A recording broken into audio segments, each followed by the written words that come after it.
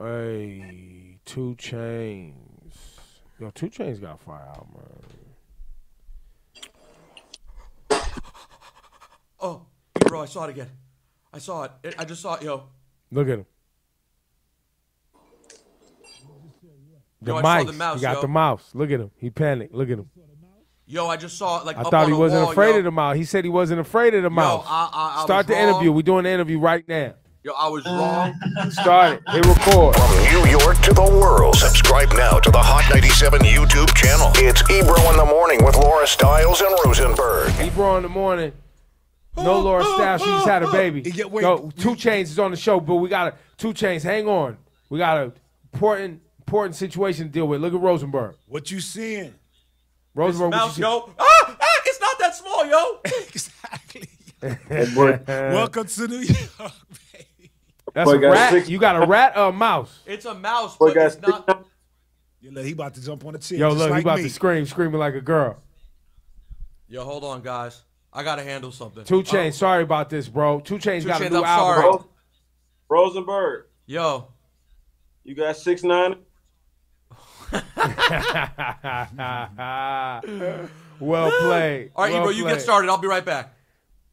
Yo, he got. I gotta handle this. What you gonna do? I don't Can't know. You can't do nothing. What you gonna? There's nothing you could do. What are you gonna do? With a mouse, you can't do nothing, fam. He's not afraid of you. He's not. He's backing you down. I can at least put on shoes. And your What's man, he gonna? He think he gonna nibble on your toes? And your man closed up all the holes, so he trapped in the crib. Yeah. That Fuck. Yo, Rosenberg's really All right, let me afraid. just start the interview. I'll be right back. Hold on. step on the rat. 2 Chainz, you afraid of mice? What are you afraid of? Rats, mice, roaches? We had a conversation this morning. What you more afraid of, roaches in your crib or mice? I mean, I would rather than mice in my crib. Yeah. So if you saw a Okay. mouse, you tripping. No, I'll probably grab a broom and go to war. See? That's me all day. Well, that's me too, but it's with some fear in my heart. So I don't have rats, but in my Florida crib, I got them lizards that be sneaking in. Yeah. And they be quick. Sometimes you gotta, like, Pop, you gotta. You got to hit them with something. 2 Or Chainz, just you got... you can sweep them out or something. I know some people don't like violence on animals or bugs, so you can No, just. I got a rule, though. Once you enter my living space, It's on. it's on. That's it. And the same rule applies externally. You know, if I'm out in the wild and I'm in the mountains or something, and I'm in the bear zone, I get it. I understand. If I'm out in the ocean and a shark pull up, hey, man, hopefully you give me this pass, bro. I'm just passing through. You feel me? 2 Chainz. So help me God, the new project. I want to give it time, because this is you've never put like a child photo on the cover of an album before and really shown this side of yourself. Have you? No, I've never done this before. Was this a big deal for you to show this side?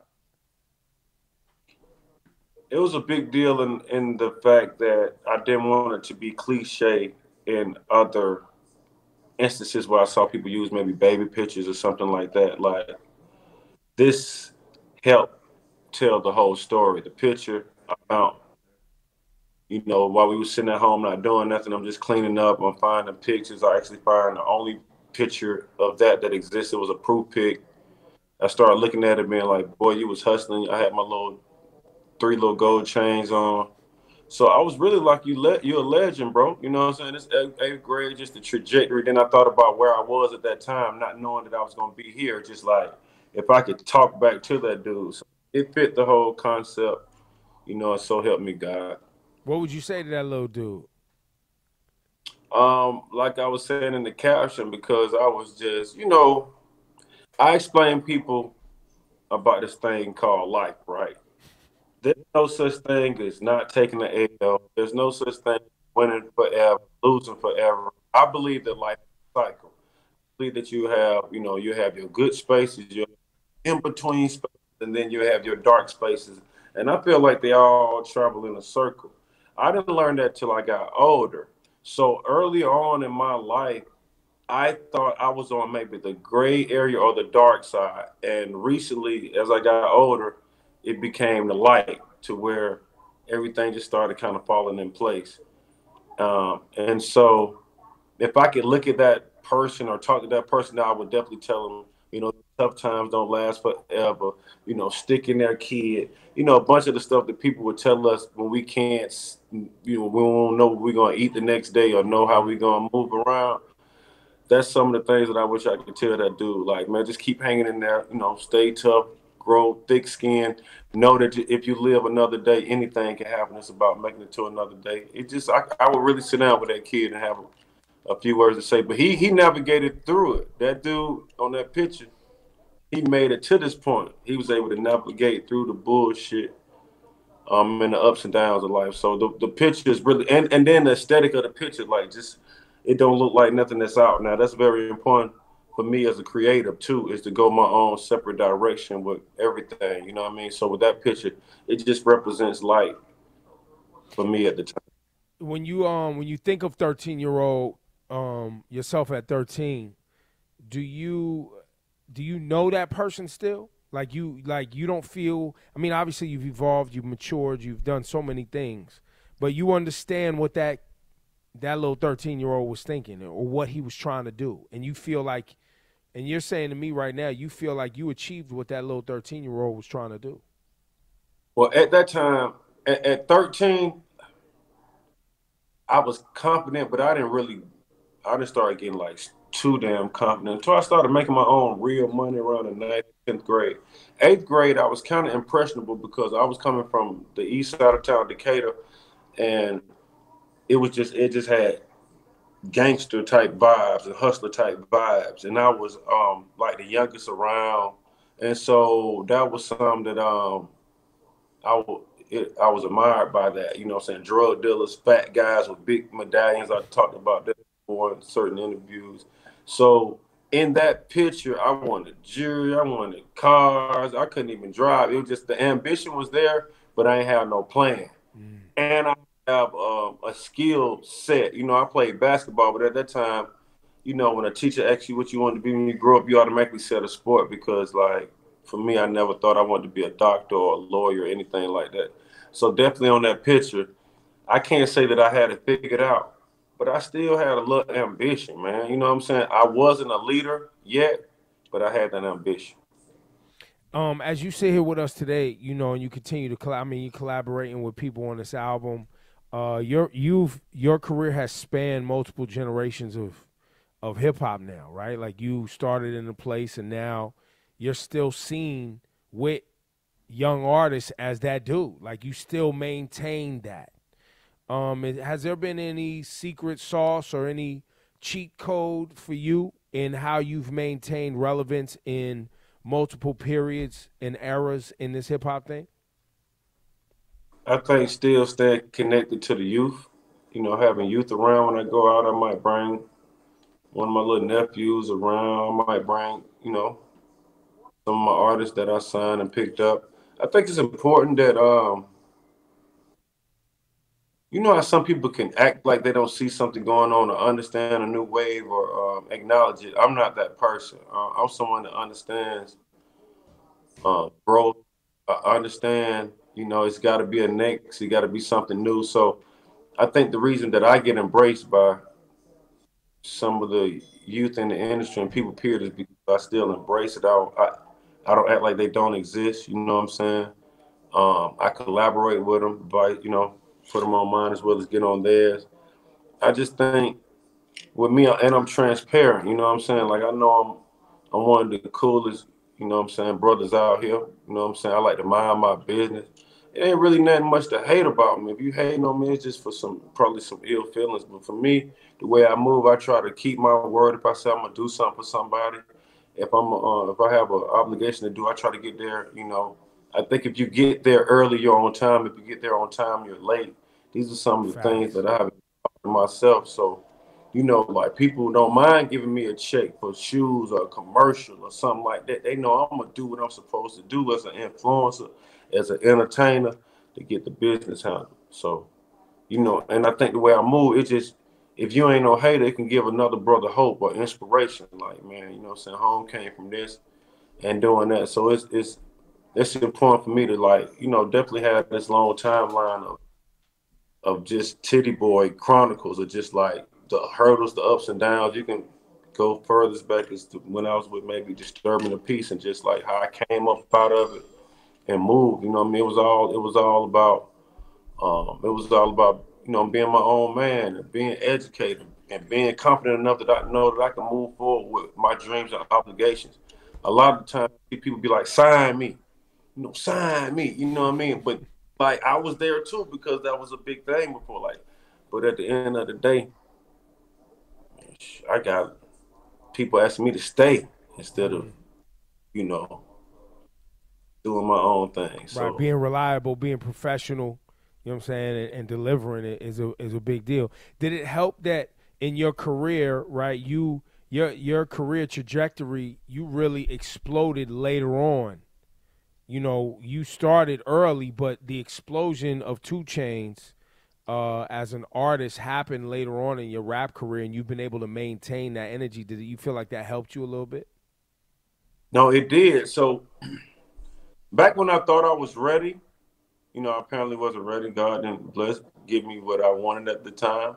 But I'm glad he didn't, because I'm able to use that stuff that I did early to like install it in my life, rap DNA, to use it, whether it's how to do interviews, whether it's how to, you know, my thing is smart, you know, smart people can act dumb, but dumb people can't act smart. So just be knowing how to move in different rooms, different, you know what I'm saying, little corridors. So I'm glad it happened late. Because I was maintaining, I didn't have to struggle till I got to this point, but I think I'm glad it happened late because, like, it means so much more to me. You know what I'm saying? It just means so much more. The whole journey just means so much more. So that's one thing I can test, that God is very real, and He's very real in my life. Just how He moved and shaped everything, and then give it to me to when He thought it was time. But I was actively preparing for it. You know what I'm saying? My regiment was not much different from now. Before I even blew up to 2 Chainz, I felt it. It was like this thing I felt. So I was on my, you know, eating right.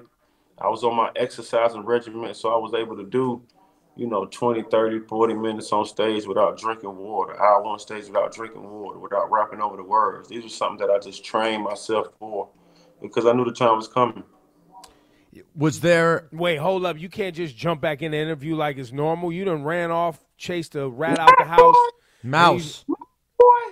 Not a rat, a mouse. Even though 2 Chainz said it was 6'9", it was a mouse. Big difference. Okay. I'm still shook, guys, to be honest. Ebro, I just had to lay down these sticky traps. I didn't want to, because I don't want to kill the mouse. Are you prepared for what's gonna happen when the mouse gets trapped? Right. Are you ready for that one? Do you know what happens? It starts screaming, right? Yeah. Why are you enjoying this? No, I don't. Yo, and you can hear it in the house. It's like, week, week, week. It's like traumatized. It's death. Like you're going to watch death. Thank you. Thank you. All right. I appreciate that. No problem. I'm looking forward to it. But I was going to say, if you... Oh, yeah, and sidebar, you got to move quick to get to it because it'll chew its own leg to get free. So you got to get to it quick, bag it up, and get it out the crib before it chew its own leg off and then bleed through the house. Whoa. I've never heard that. I feel like you made that part up. All right. Leave it there too long. See what happens. Whoa. Anyways, 2 Chainz. I'm going to try to power through this.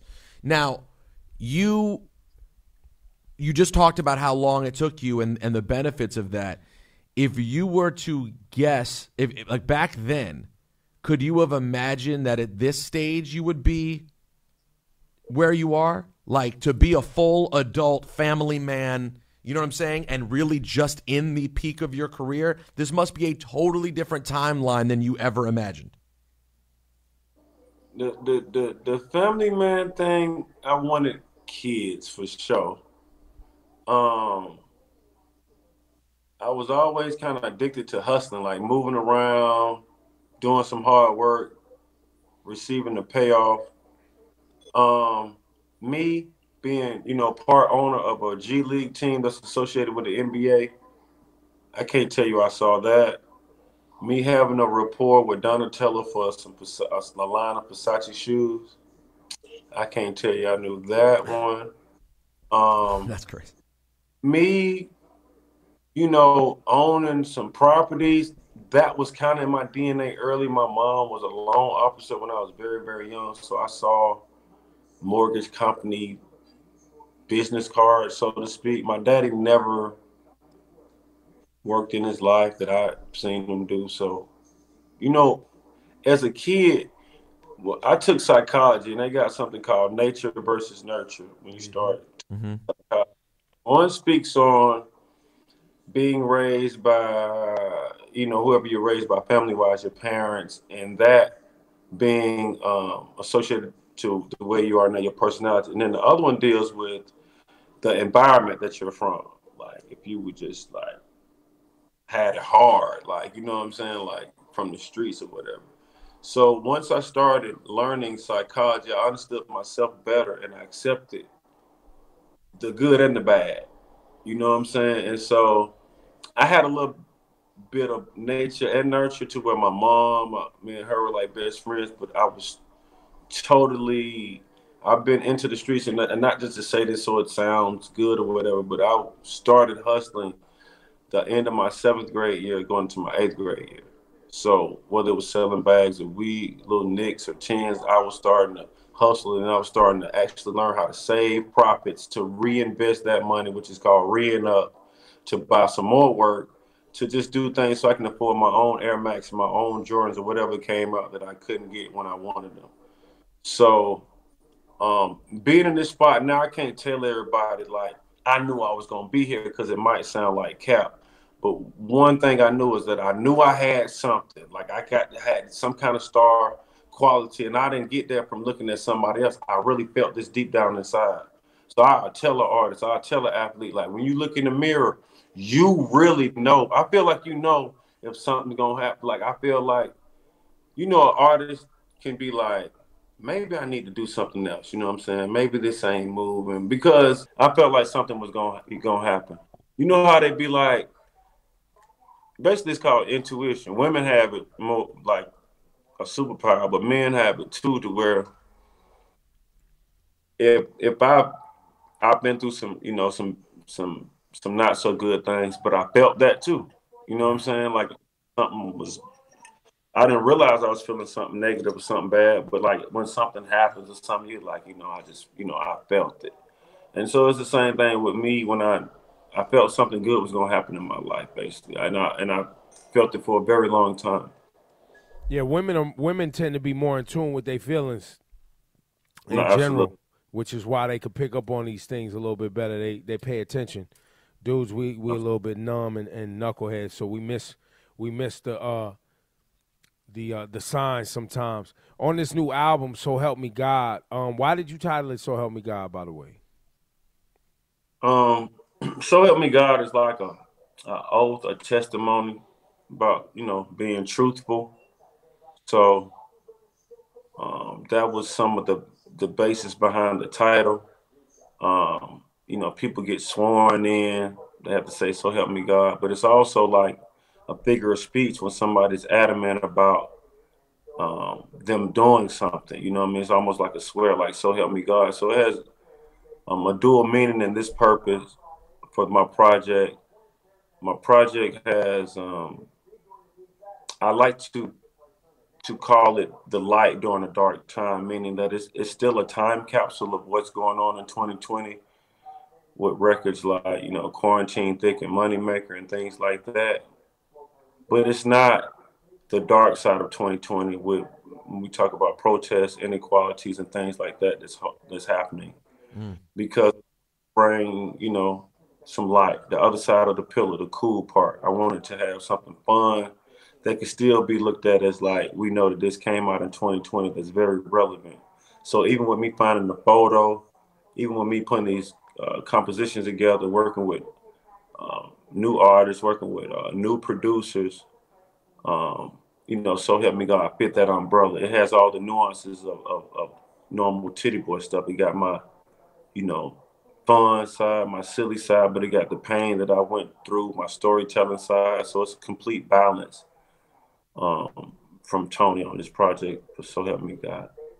Yo, on Moneymaker, where you sample the HBCU band playing God, Piece of My Love, you know it's a bag out there. Beyonce just announced she doing some HBCU thing with Peloton. They need to use that Moneymaker on that Peloton. So you might need to, you know, hit the team, get on that jack. You know what I'm saying? Make sure that Moneymaker moving around on them Peloton bikes this winter. I would hope that the sister thinks about me. You know what I mean? I know.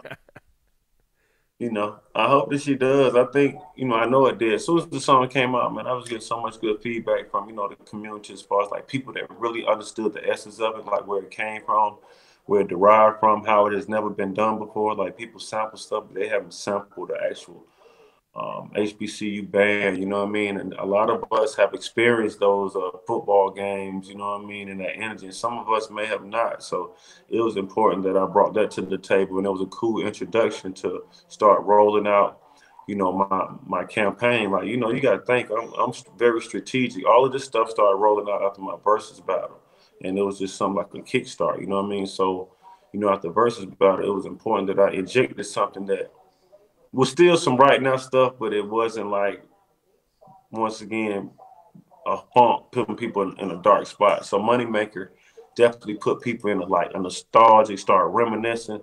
You know, I had people that actually attended some of these schools sending some of their videos to complete our video. And it was almost the hardest video to ever put together because it was so much just good Black excellence. You know what I mean? To just try to fit in 3 minutes. So just like that celebration, that personality, those facial expressions, body language, and stuff like that. So I came in with that one, followed it up with Quarantine Thick. I'm dropping a video this Friday for one of my favorite joints off the project. So I have visuals. Which one you dropping? Because I know the album just came out, and we're gonna play the Kanye West joint, and I want to play the Moneymaker joint.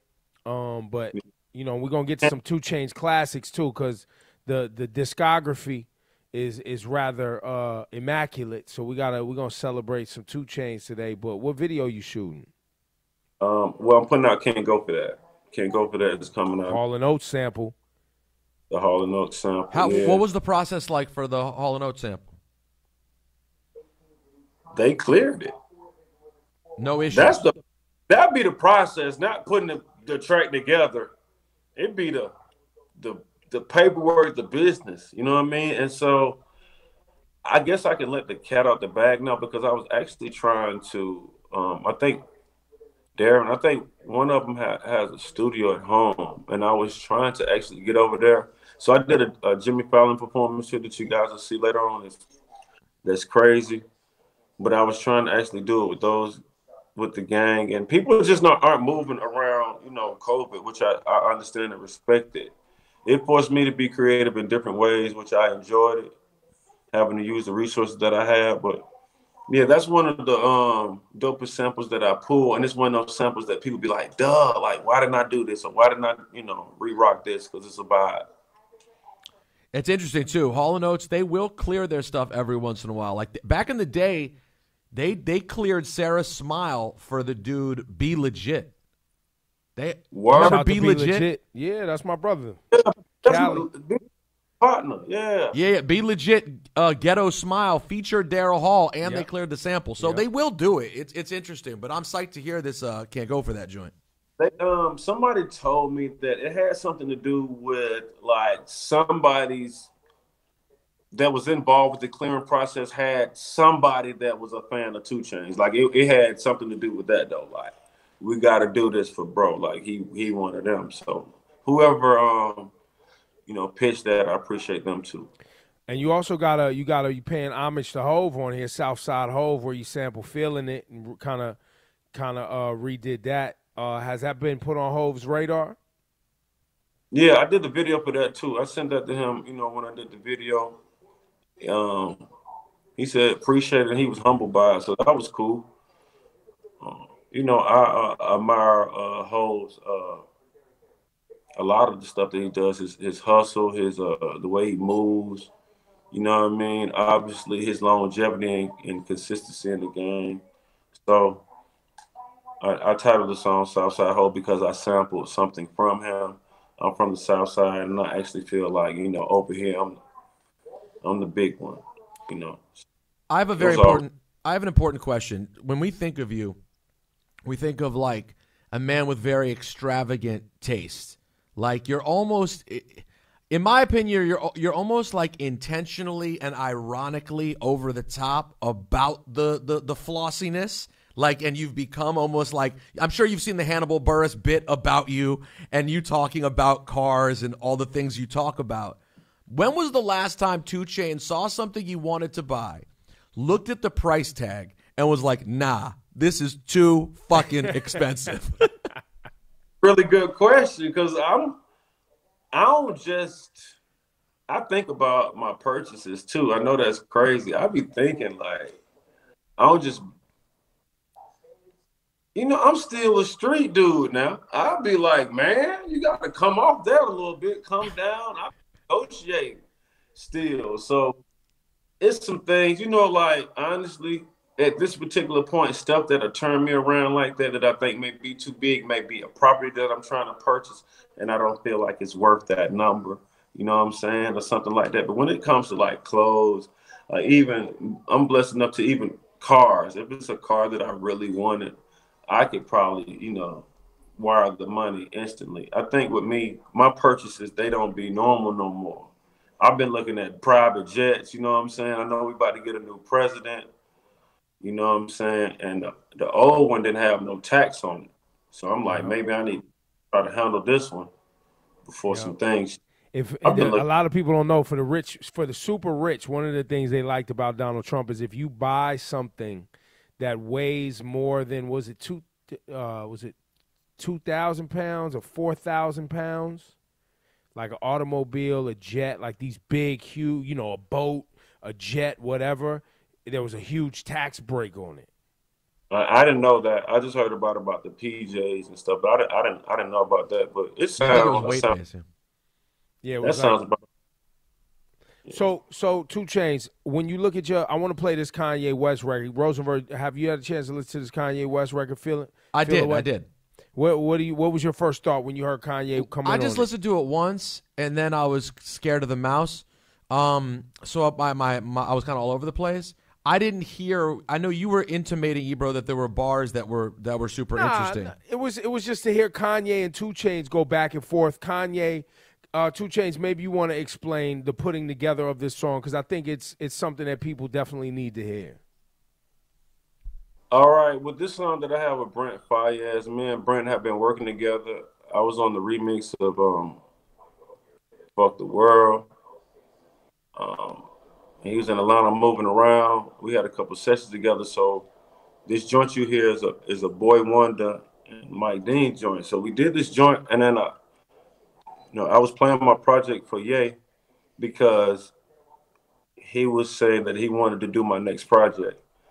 I was just telling him basically that this is, supposed to be my last project with Def Jam, and I knew that he had a lot of stuff going on, and I ain't want to like just prolong it, like especially when he started talking about independence. I'm like, I'm about to be that, bro. So I want to just like, I have some some stuff put together I want you to hear. So I started playing my project, and when he heard that, he told him to load it up like as soon as he heard it, you know what I mean? And he probably, honestly, I'm not even exaggerating, he probably did a legit 7-minute freestyle to it, probably 7 minutes or some shit like that.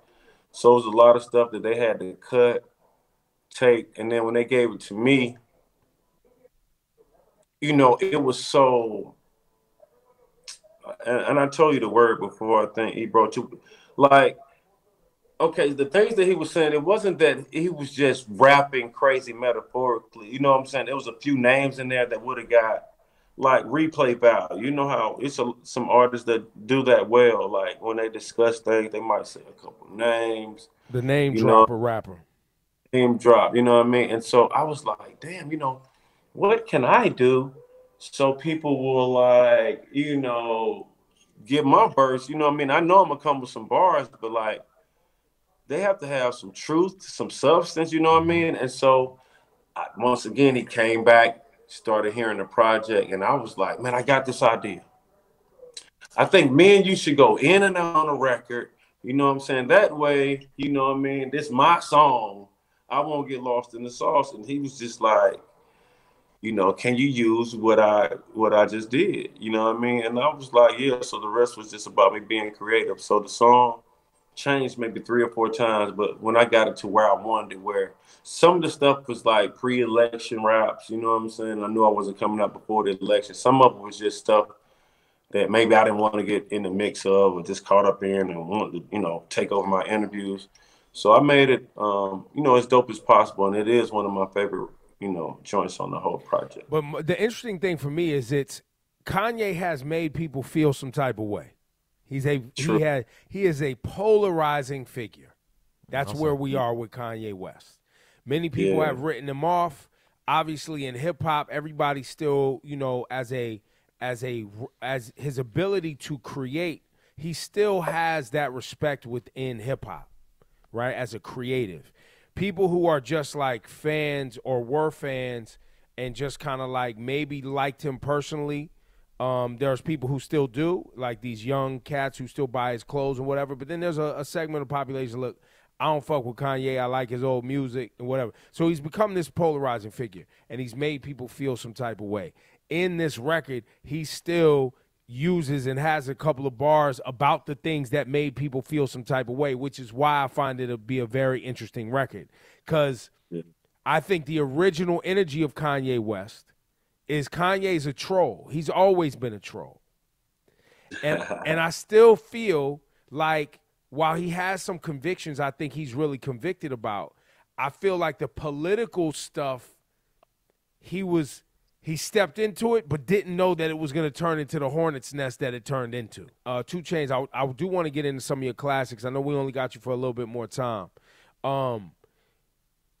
What would you say is your biggest hip-hop record, top performing record? When I say biggest, top performing record, when those checks show up in the mailbox, you know what I mean, those publishing checks, what's the biggest one? I would, not the big, I have a couple big records, you know, that actually get played. Like Birthday Song is a song that probably gets played every day. You know what I'm saying? Just because of the occasion is an occasion record. You got I'm Different that people even used during the election this year. You know what I'm saying? Some of my records are, I'm trying to think the word. Like some have lasted a long time, like Birthday Song, I'm Different. Fucking Problems is still around. Yeah, I mean, some of these joints. Fucking Problems is, you're on it, but that's technically A$AP Rocky's record, right? Right. So the way that record came about, and I played my verse during battle. So this was a verse that I did for Drake. That's how I knew this dude was ill early on, right? We was working together doing No Line, all this joint. Me and Drake doing joints back to back, just sending them back to back. Half of them never came out. A couple of them leaked. And I did a verse for him that I knew I snapped on and just really never heard, you know, back from him. And I actually went to his house one time, and for people that know, like Drake actually be trying to DJ sometime. Like he'd be spinning, like having his little vibes going. And when I was at his house, I heard this like, man, I heard my line, you know what I'm saying? But it wasn't on the song. And it was so quick that I thought maybe I was, I don't know, tripping or something. And then, you know, it came out that him and, you know, Boy, just took it, redid it, and I guess repurposed it for A$AP. But so he took that from a whole different verse, chopped it, and made it the hook. Yeah, and then obviously put him and, you know, Kendrick. Wait, so what happened to the rest of that verse? Man, I guess he savaged it. You know what I'm saying? Like, I can't even be mad because this other record blew up too, and I was on the hook. Like we just never talked about it. I think that's crazy. It ended up with a hit. Hey,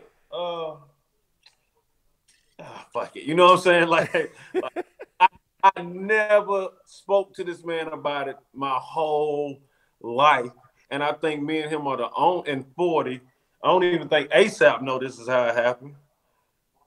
We the only people know that this is how it happened, and the people that's in my corner. But that's a big record. That's a big record for ASAP too. You know what I'm saying? And he rise and he do his thing. So it's cool also to have features on other people's joint that's big. You know what I mean? So For sure.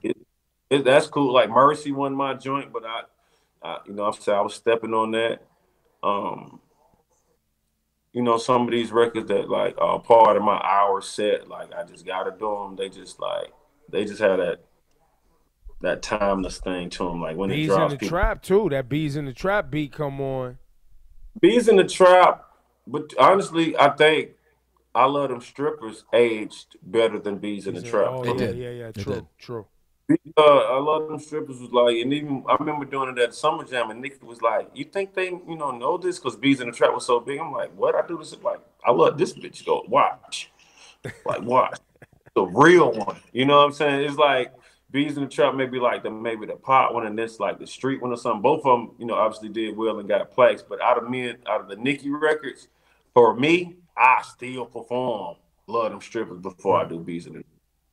Wow, Yeah, so birthday just song. in I love the closing- strippers. God damn, this guy. In closing on the effing problem moment, you just randomly said on a song, yeah, I like to fuck, I got a fucking problem. This was a bar. So it was just a bar as part of a song. No. So I said,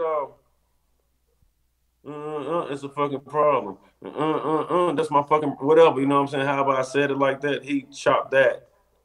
And I love bad 40, bitches a fucking problem. Yeah, I like to fuck, I got a fucking problem. You just put that was that. That was the middle of a verse. You know what I'm saying? I'm just, how I'm coming. Yeah. Man, I'm gonna say some crazy shit. You know what I'm saying? Big make the metal detector go off, bitch. You know what I'm saying? Some crazy shit. So I say the shit, and I swear to you, maybe this will be something that I saw him like sitting in the bed because I think he had some surgery or something. But maybe this will be a conversation we could just have now since we both like just sitting down chilling. ASAP was from the East Coast, Kendrick was from the West Coast. You got Drizzy in the middle. I was on the hook from down south. That was just a win. It was 100. It was just a win. So that's why I ain't tripped. Yeah. Because I was a part of the record. Well, and how many records did y'all? And you was having your own number one, I think, around that time with No Lie. Was No Lie your single or Drake's? That went number one for me. The No Lie joint might have been my first personal plaque, so the first plaque I got it, but it was like I didn't feel away yet because I knew that I had a genius on there doing the hook. Like once Drake sent me Real Nigga Say True, I'm like, this nigga know I'm saying true. Like I'm like, the way he did it was just like, he ain't just do a hook. He did one that pertained to me.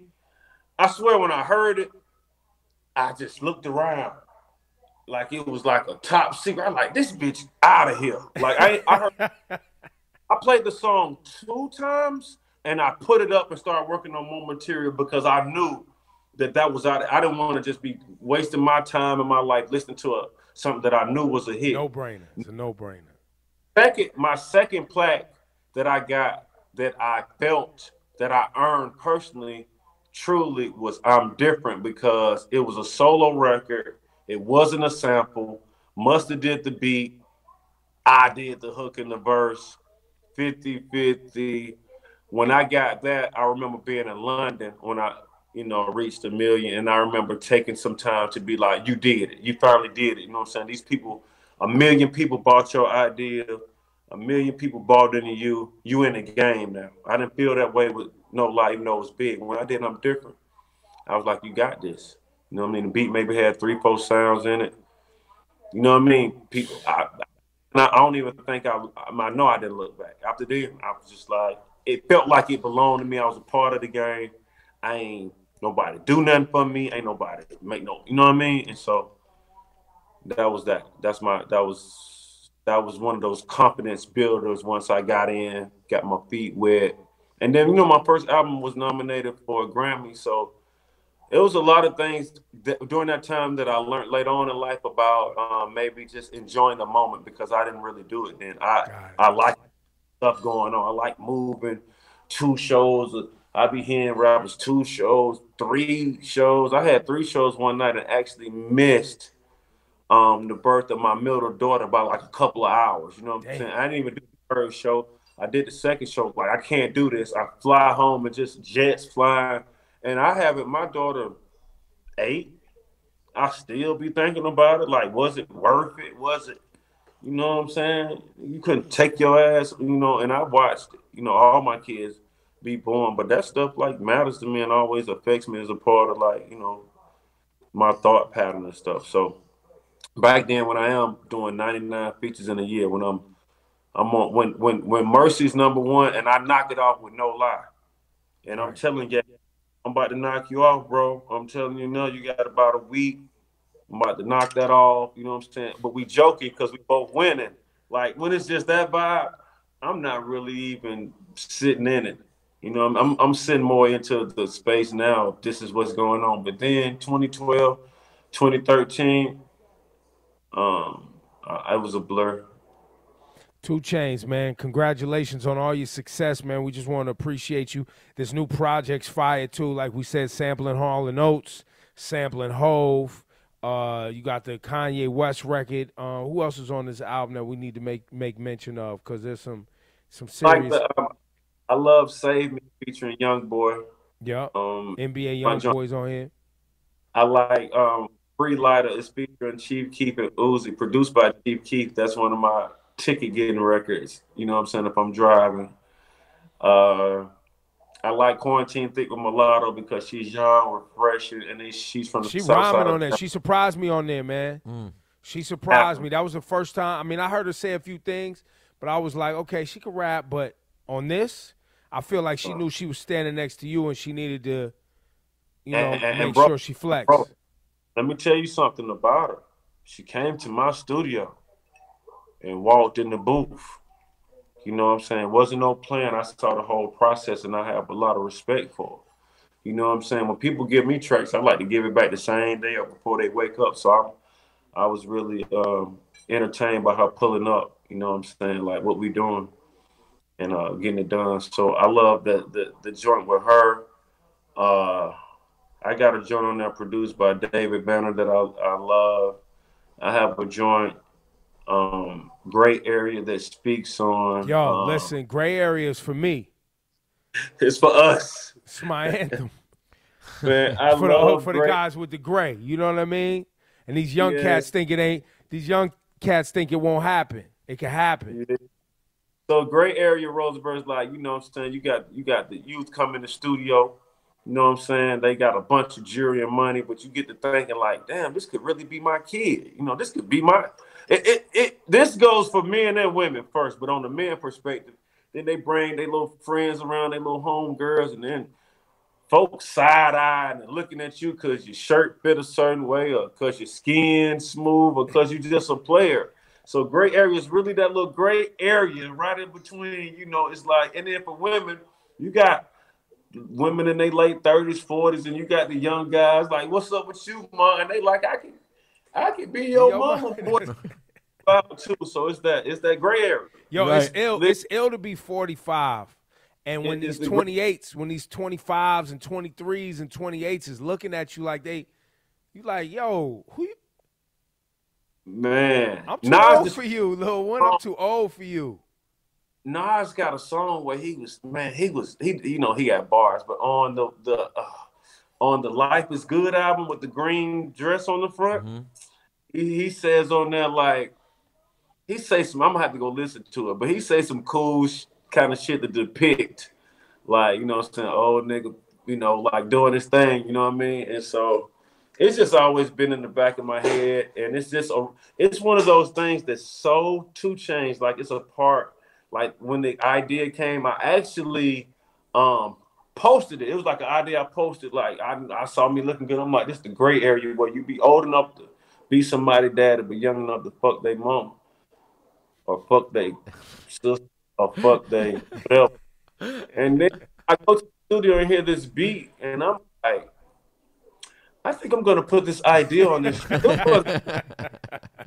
like, old enough to. Oh, I'm like, this is to me when stuff be hard to me. It's hard to even my own music. It's hard to impress me, like because I just be setting the bar so high. But when I did that, I lost my fucking mind because I was like, this makes so much sense. Even the title I thought was just like in the middle. Yeah, all that. Yeah, it's hard. Man, I ain't gonna lie. That's one of my favorite on there. It's the solo joint. You know how you be having hard joints? Like, I should put somebody on there. Like, man, I ain't putting nobody on this thing. Like, this is me. You know what I mean? I have that balance of solo records as well as, you know, my features on that. And the features, they fit sonically. I made sure that being somebody that, you know, somebody throws me on any kind of songs just to try to get it to go, I make sure I didn't do that. Every song, every feature on here, it feels like it truly belongs on this project. So I can't wait to y'all check it out. You know what I'm saying? Giving me the feedback. I got a hard ass joint with me and Ross and Schoolie called Young, Rich, and Black. It's just a time capsule 2020, man. It's the light album. It's the light album. It's the fun side. You know what I mean? It's something to listen to where you won't get down about what's just going on, man. I swear it's that kind of material. So I'm confident about it. It's made during quarantine, real time. I'll let your boy. There it is. 2 Chainz. Thank you, Go man. get that So Help Me God. And then 2 Chainz, we're going to have you back on after this T.I. Jeezy battle. Because we're going to have to give – we're going to need an Atlanta perspective. You know what I'm saying? Because this is shaping up to be something. I was here for the whole, you know, not even the rise and everything from those guys. So I saw both of them take over the city in a big way. So, and they both, you know, some homies of mine. So I'm looking forward to it. I never thought, like, you know, with Atlanta, and I told people this even when I was trying to do it, it's like, bro, Atlanta popping. We trying to go against, like, to make it something, I guess we do got to go against ourselves. But I was trying to reach out to see what everybody else was talking about, even with mine. You know, because first, and then Ross came. I don't know how the Ross thing came up. Swiss called me. But I was just trying to do it because I was seeing how the views was coming up. And I was just trying to match up with somebody that I thought kind of did the same music around the same time with me. Even with Ross, shit, I was riding around listening to Ross when I had the pack in my car. You know what I'm saying? But I still had to show people that I had plaque for plaque when it came to dealing with the big boy. But I was more or less trying to match up like eras, you know what I'm saying? But in this case, I think that's what Rosenberg be on. Rosenberg be on that every time. Rosenberg's always like, yo, this matchup right here. It made sense. Like, even like when Buster was calling out Tip, I could see that he was like, I'm a bush, like I'm ill, and which he is, but I'm just like I be wanting to be some similarities because when people get on here, you get people that's your fan and people that's other people's fan, and you want them to also know what you dropping, like be aware of, you know, the era. Like I remember what I was doing here, you know what I mean? So, you know, I don't know. T.I. and Jeezy, you know, T.I. came, you know, first, and then Jeezy came in the door, but it was around It's close, though. It's within a few years. Overlap, yeah, it was around the same. And a lot of overlap in years, yeah. A lot of overlap. So, yeah, it's going to be dope. We need that after everything going on, you know what I mean? Timbaland, Swiss. I told him, actually, though, that I either told my management or told Swiss was one of them, and I was willing to do this, like, a whole project produced by those guys. You know what I'm saying? I think that'd be dope. Something from them because it won't take me long to do it. And it'd be like maybe 2 or 3 joints Swiss, 2 or 3 joints from Tim, something like that. And that way we all can get our rocks off. You know what I mean? So that'll be something that I'll probably bring to the table too, because I'm just out here creating and having a ball with it. 2 Chainz, man. So help me God, go get that new project. Thank you for your time today. All right, man. Thank you. All right, peace and love. Peace. Thanks, man.